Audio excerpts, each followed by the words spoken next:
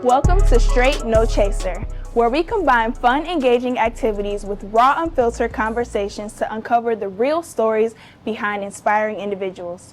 I'm your host, Tiara Sims, a passionate storyteller and media personality who loves connecting with people and celebrating their unique journeys. Today, I am thrilled to feature someone very special to me, not just because he's my dad, but because of the incredible journey he's had and the impact he has made. From humble beginnings to a successful entrepreneur, my dad has worn many hats throughout his life. A businessman, martial artist, and devoted family man. His passion for excellence and discipline, shaped by years of dedication to martial arts, has inspired not just me, but everyone around him. In this episode, we'll dive into his story, how he turned challenges into opportunities, built a thriving business, and found balance in pursuing his passions. This is more than just a father-daughter moment. It's a chance to learn from someone who's truly lived a life of purpose and resilience. Let's get into it. Please welcome my dad, Darrell Sims. Hey. Hey, Tiara. How are you? What's How happening? you feeling today? I'm great. I'm good. You know, every day above ground is a good day for me nowadays. Absolutely, absolutely. So let me just start off by saying one thing that I've always admired about you is your dedication to martial arts and how it shaped your discipline and drive. As you know, I've trained under you and received my first degree black belt, and breaking boards is not new to me.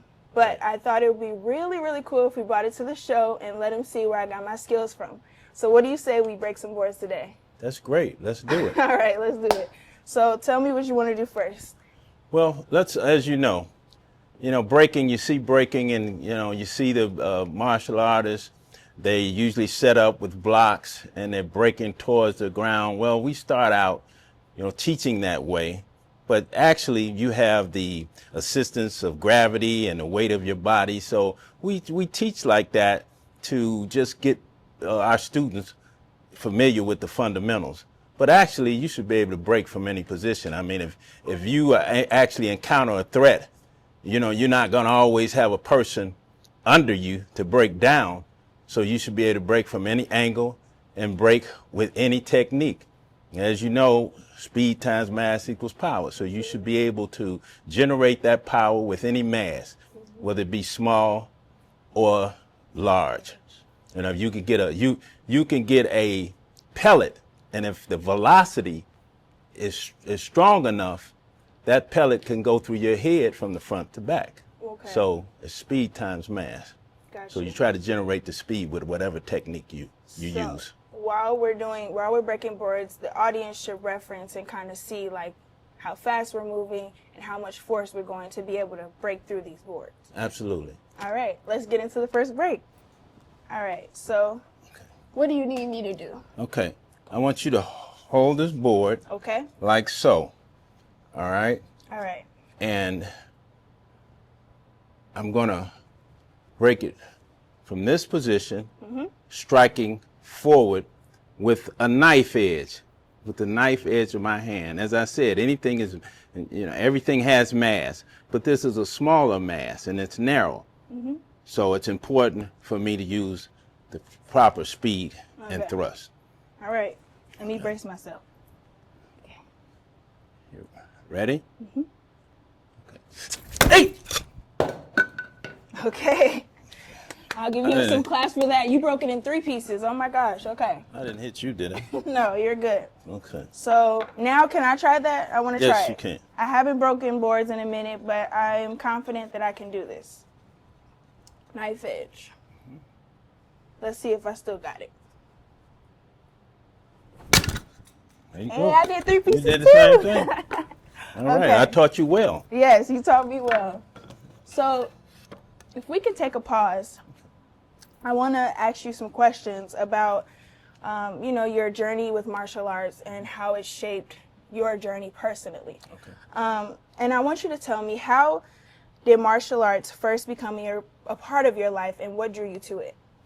Well, it was sort of a coincidence. Back then, I was 15 years old, and there was a series on TV called Green Hornet. And Bruce Lee, which is a popular martial artist, even though he's passed now, everybody knows about him, even young kids nowadays. But Bruce Lee was the co-star of that series, although he was the star for us, because it was the first time where we ever really witnessed martial arts in its true form. And so Bruce Lee was sort of my inspiration, and a lot of us watched it back then. So by coincidence, and so I was pretty predisposed for it, but by coincidence, I had a friend who came to my house one day and he says, you know, there's a guy who's teaching in his basement. And it was right down the street, right. His name was Roderick Hawkins. Okay. And he's right down the street. And so, you know, that was right up my alley. And so he introduced me to Roderick Hawkins, and the rest was history. After Roderick Hawkins left the city, I went to JJ School of Karate, because he always told me, he said, well, once you start, you know, it's over. Yeah. It's like a drug. So okay. I was smitten, and after that, you know, I wanted to find another school when he left the city, and I went to JJ School of Karate, where I studied under James A. Jones, Master James A. Jones, who was considered to be sort of the father of karate in the Midwest for a lot of people. I mean, he was like the Jackie Robinson, rather, of karate at that point. Okay. And under him was Sensei Ben Peacock, who was the head instructor at that time. So, you know, after that, it was history. You know. Yeah. So let me ask you this too. Like, when you got into karate, like, did you first like it, or did it take a minute for you to get used to the discipline, the I guess hard work that came with being a martial artist? Well, I was geeked. When I started, I was geeked. I mean, sleet, rain, hail. You was there. It didn't make any difference. Hail is crazy. You know, I was coming to practice. I remember times when Roderick, he would come to the door, and it's like, I didn't know what was going on in terms of him and his wife, but, you know, he'd come to the door, and it's like, oh, man, this is Darrell, you know. And that would be in the snow. It'd be rain, snow, and he probably would think that I wouldn't make it that night. So myself and another brother that I knew in the neighborhood that turned me on to it, named Ronald O'Hare. So we were his first students. Nice. Okay. So what lessons from martial arts have you carried into your career as an entrepreneur? Because I know you had your own business, Diversified General Contractors, that you've had. Right. Yeah. That's right. So tell me about that. Well, I would say discipline and focus. I mean, it trains you to discipline not only your body, but your mind. Okay. And so I think physically it helped me in terms of being able to make sure that, you know, I focus on certain things and maintain that concentration and goals, in terms of goals and objectives and milestones. You know, I was very seldom distracted. And so it helped me in terms of I think my physical development as well as my mental discipline. Understood. So that was basically, I think, where, you know, I received the most benefit in terms of it's transferring to business and my career. Understood. Have you ever heard the phrase, it's in you, not on you? No, I can tell by your face. You haven't heard it. Well, it's a phrase that means, like, yeah, it's either in you, it's in you, not on you. Like, either you got it in you or you don't got it at all. And so I want to ask you, like, do you consider yourself to have it in you to complete and go through and be a 7th degree or eighth degree black belt in martial arts? Like, do you feel like when it comes to martial arts, it's in you, not on you, or do you feel like it's something that's a journey and it can grow to be something that is a fire within you or a dedication within you? I believe it's in me. It's not as if, you know, I was born with it or anything like that. But again, I had the predisposition for it. It was something that I really wanted to do, and getting involved in it helped me to discover things within me that I didn't know I had in me. Absolutely. I think that martial arts is a human development tool.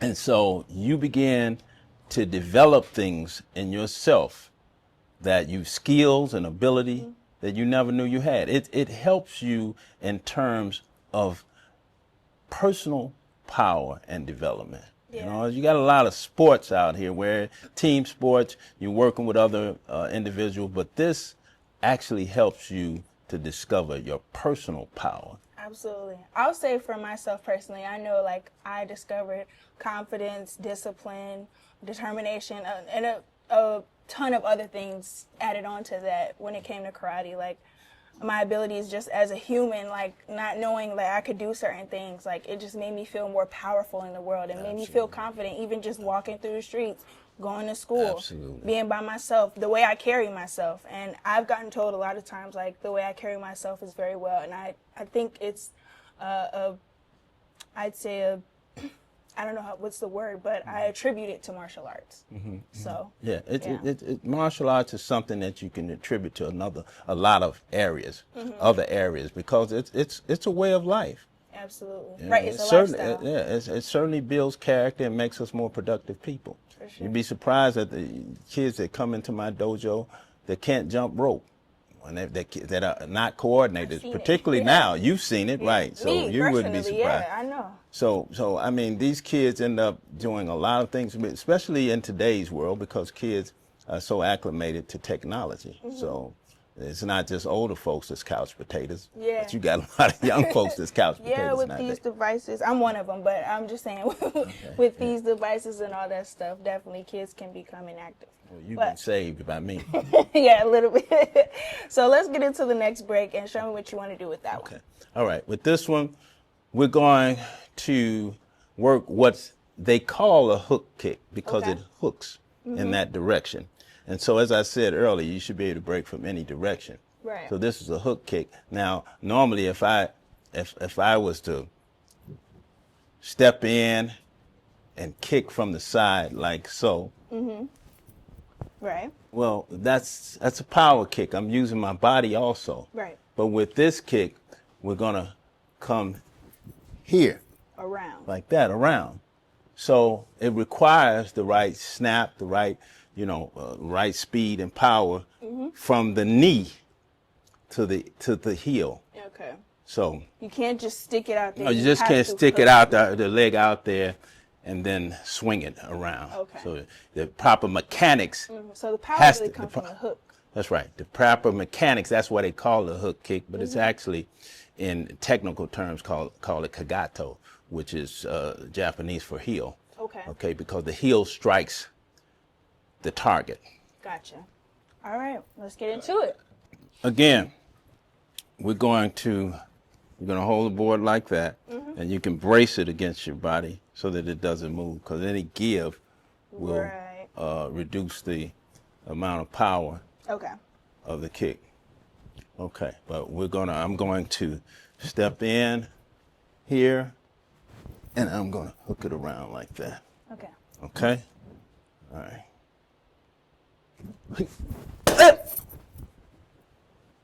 All right. My turn. Okay.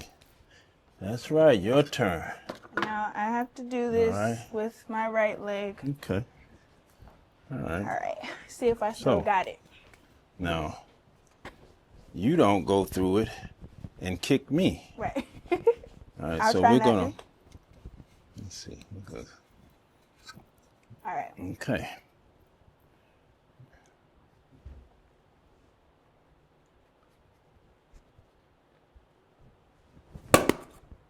All right. Yeah. Very good. Yeah, Very good. We did All good. right. Great. Yeah, let's bow. All right. I want to dive back into some questions. So you've been involved in giving back to the community, and that is including being a sensei at the Hazelcrest Park District, teaching kids and adults martial arts. And then I know you've also been involved in some Chicago housing projects that are giving back to the community. So tell me, how has that shaped your perspective or journey in terms of giving back? Well, I believe that one of our reasons for being here is to share, whatever unique knowledge and ability we have with others. That's how we make this a better place. Okay. And certainly as a martial artist, I can help make it a better, safer place. Yeah. You know, as a result of people acquiring more self-esteem, more self-confidence, and the ability to keep bad people off of them. Absolutely. So that way, I feel that martial arts is somewhat of a calling. And I think that as a martial artist, we should do what we can with our ability to make the community and people that we touch, people around us, you know, and give them value and add value to your surrounding family, community, and the world. That's, you know, in terms of what you can do and what difference you can make.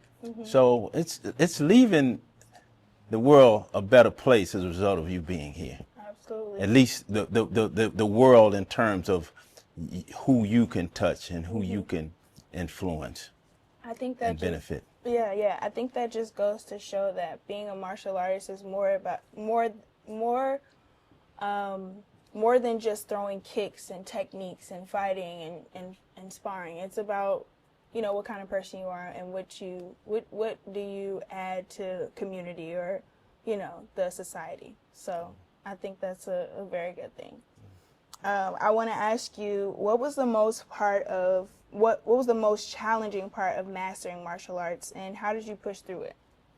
Well, I guess the most challenging part for me was teaching.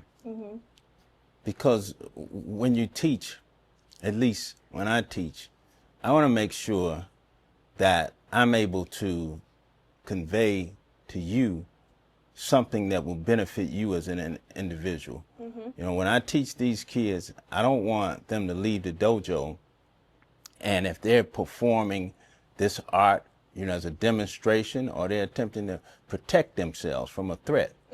All right. If I don't share with them information and skills that's effective, then that's just as much, you know, of my failure as, in fact, it's more of my failure than it is theirs.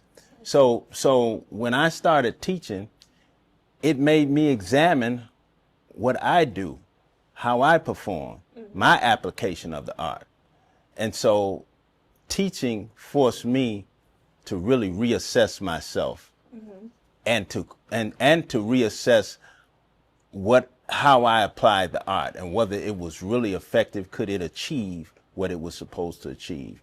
And so that was my goal in terms of teaching. And so that was a challenge for me. I mean, initially, I didn't like teaching kids because kids, you know, their level of concentration is not that of adults. Yeah. But, you know, as I began to teach more, I began to appreciate teaching kids because you see them develop and grow and nurture into something that they had no idea they were able to achieve. Yeah. And so that's one of the biggest rewards in the world, to be able to see that. You know, I like your answer because it wasn't something that was like personal to you. It's like it's what you can give to others. And I think like you took martial arts and it's a gift that like keeps on giving, you know? And That's I feel exactly what it is.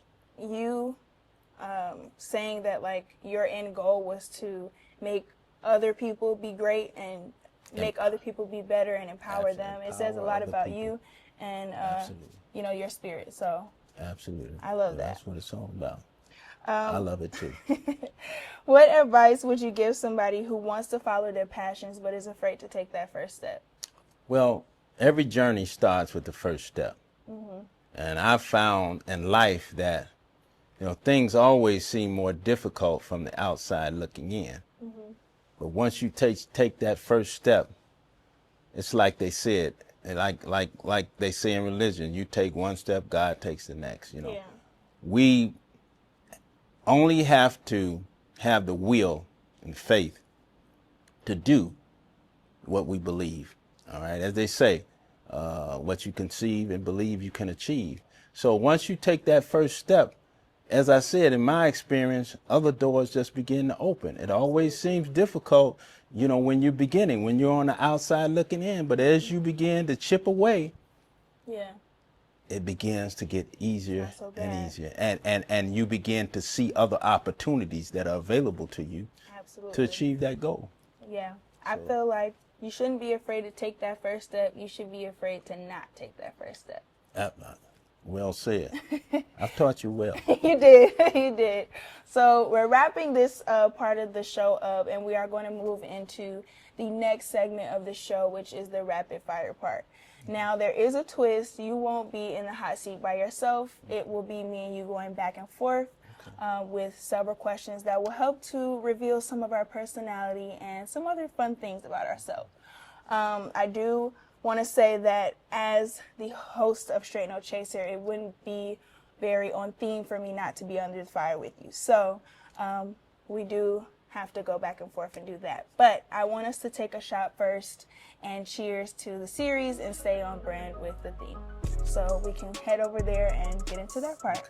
You'll have me in the hot seat for a change. Absolutely. It's time for the shot of the day. Can we get the shots, please?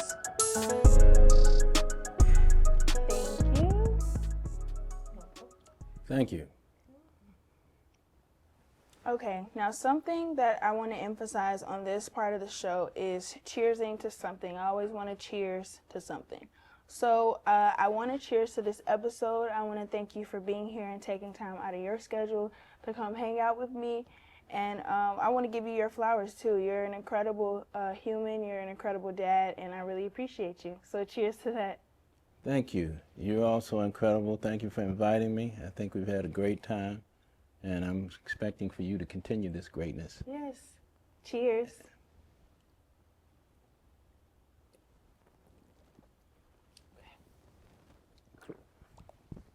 Now, for the rapid fire part. There is 2 baskets in front of us. This right one is yours. This right one is yours. The left one is mine. So we can grab each of these and just pull from them at random, and we'll answer the questions accordingly. So you can go first. Okay.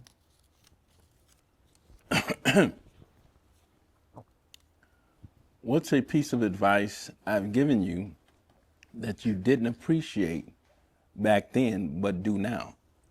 I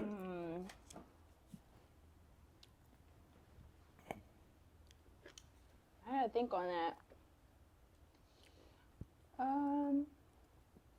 Probably, I don't know.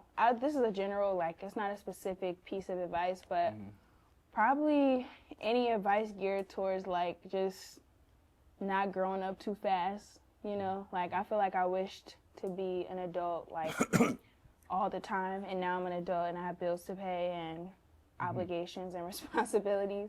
And it's like when you're a kid, you don't have to fulfill any of that. And so, I don't know, any advice that just had to do with, like, hey, like, appreciate where you're at now in life, like, you know, because it will get harder, and it will get tougher. What you're dealing with right now is, you know, nothing compared to what you'll be going through in the future. So savor the moment. Exactly. Yeah. My turn. What's something about being a dad that you don't think people don't fully understand? Well, I think being a dad is a special privilege, but being a dad also means that your life is not your own. And so I believe that being a dad means that you've got every decision that you make, you have to consider how it affects your children. So that any decision that you make will be to the benefit not only of yourself, because it's not a time to be selfish, but it will benefit your children and your family. Yeah. I don't think, like, as your kids, they really acknowledge that. We just kind of see it from the outside looking in, like, Oh, absolutely. he did this or he said that. But, like, it might have been, like, a more meaningful reason behind why you did what you did, or the reason, you know? So, Well, yeah. I never wanted you all to suffer because I suffered. Now, don't get me wrong. There's things that I may have suffered through, you know, to get to a certain point. but I didn't want that to affect you to the extent that it had a negative impact on your life. So I would protect you from that. Yeah. So in other words, you measure your decisions by how it affects those you love. Yeah, makes sense. Your turn. Mm-hmm.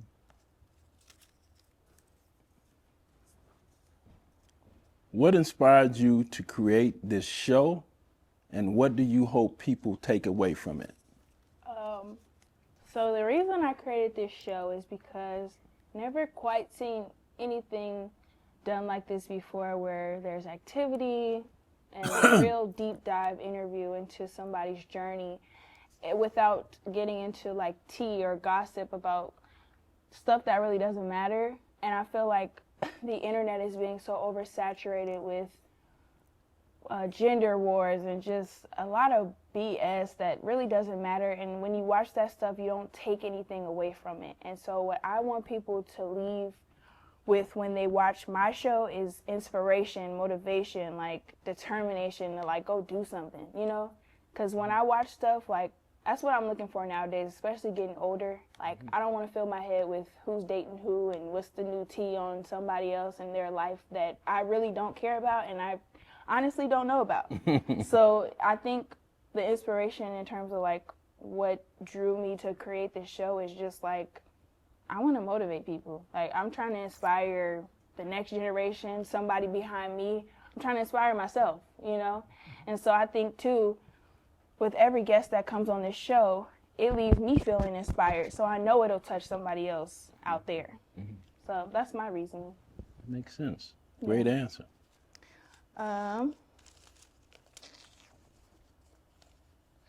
If you could leave one legacy behind, what would you want it to be?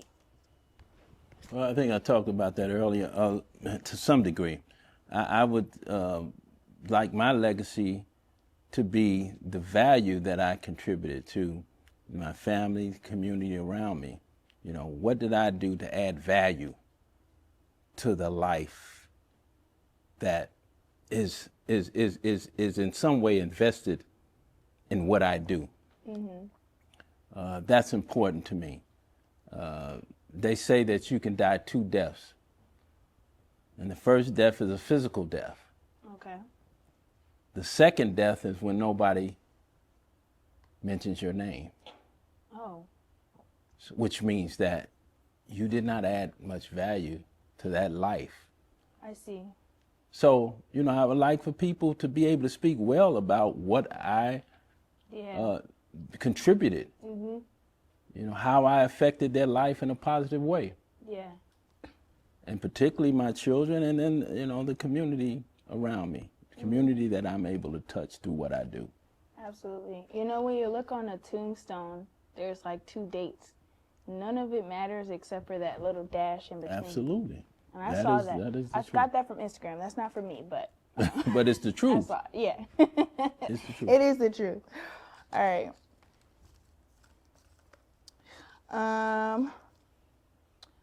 What was the hardest part about balancing being an entrepreneur and raising a family? Well, again, I'd have to say that part of being an entrepreneur is not only to make money, all right? You want to make money because money is the means to material success, mm-hmm. right? But also, you want to be able to, again, through your entrepreneurship, bring value to not only your family and yourself, but the community, mm-hmm. because that's what sustains you as an entrepreneur. If you're able to provide a service that is truly of value to others, then they're going to continue to support that service. Absolutely. So being an entrepreneur is not always, financial gain, but also your social responsibility. Mm-hmm. You know, which affects the bottom line. What is the one thing about me that people wouldn't guess, but that has inspired you? That's a good question.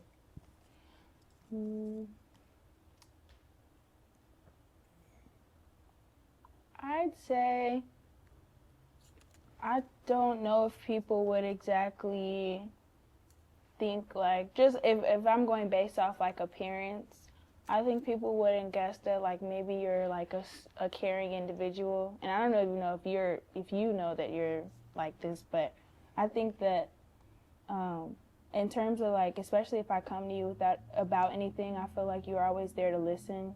And you listen thoroughly. It's hard to be a good listener sometimes, I know, because I'm not the best listener. But like, you're a really good listener, and like when I come to you about something, I feel like your answer truly like will end up helping me in the end, or like I feel like you truly heard me out. And sometimes you need somebody to just listen to you, you know? That's true. And I think you're very caring in that way, in the sense of like, you're here for me, like, you know, you're there for me. So yeah. Okay. I'll ask the next one. What's something about me that makes you proud but you don't say often? Well, what makes me proud is the fact that you're purpose-driven and you're goal-oriented. I mean, I've watched you achieve goals and then move on. I mean, you've committed yourself and you follow through to see the goal through. And that's very important in life. I think that's, one of the things in life, one of the characteristics that is important to success is that you're purpose-driven, that you commit yourself to something bigger than you, your purpose. You have a purpose that drives you. And then you set goals and you achieve those goals. You don't give up and say, hey, I'm done, before you achieve that goal, or before you do everything within your ability to achieve that goal. Absolutely. I love that. Your turn. One more. Or no. Oh, it's one more. I thought you have one more. Okay. If you could interview anyone in the world, who would it be and why? That's so easy. Rihanna. I love Rihanna just because she is just a powerhouse. Like, she does music. She has her own businesses. Like, she's just a businesswoman, artist. Like, I feel like nobody can touch Rihanna. And I feel like people have a lot of things to learn from her, because like she's balanced so many things. And like, she's a multi-millionaire person. Like, she's just amazing. I love Rihanna. Yeah, that's the one person I think I would want to interview. I heard she's a great business person. She is, yeah. Well, I have one more question and then we'll wrap it up. So, if you can go back and give advice to your younger self, what would it be?